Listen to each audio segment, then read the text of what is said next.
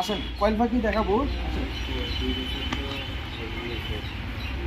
এর রুমও কিন্তু অনেকগুলা কয়েল পাখি, আবার এর রুমও অনেকগুলো কয়েল পাখি। আমরা দেখবো যে কয়েল পাখি কিভাবে ফালে।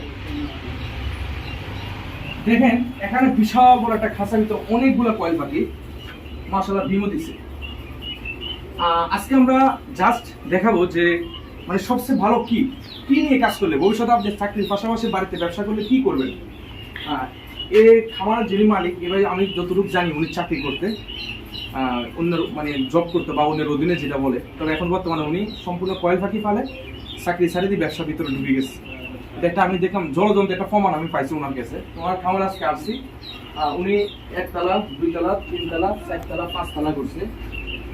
মানে যেভাবে কয়েল পাখিগুলো আছে তার উপরে যদি আমি ধারণা করি সম্ভবত এখানে না হলেও 500-র কাছাকাছি সম্ভবত কয়েল পাখি আছে।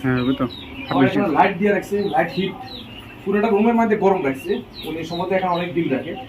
আলহামদুলিল্লাহ, যারা কয়েল পাখি নিয়ে কাজ করতে চান, যদি বলেন যে কি লোহার খাঁচাতে রাখবেন নাকি এই কাঠের গুলোতে রাখবেন, আমার কাছে সম্ভবত মনে হয় কি আপনি দুটোটা রাখাই ভালো।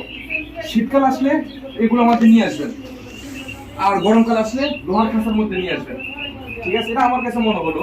তবে সবচেয়ে বেস্ট হলো আমার কাছে মনে হয় কি কাঠেরটা, যেটা ফার্নিচারে তৈরি করে এগুলোর থেকেও। এটার মধ্যে আপনার ডিমের জন্য আলাদা সিস্টেম দিছে, আর এটার মধ্যে খাবার, এটার মধ্যে খাবার, আবার এরকম সেম টু সেম পিছনও দিছে। ওটার মধ্যে পানি আসলেও পানি থাকে, পানি খায় মাশাআল্লাহ। যেভাবে উনি পাইতেছে এক একটা কয়েল পাখি অনেকটা ওজন হয়, জাপানিজ কয়েল এটা। যারা কয়েল পাখি নিয়ে কাজ করতে চান ধরেই কোনো কিছুতে ঢুকবেন না, আগে ভালো করে যাচাই বাছাই করবেন, তারপরে এই সেক্টরে আসবেন। ঠিক আছে, আসসালামু আলাইকুম।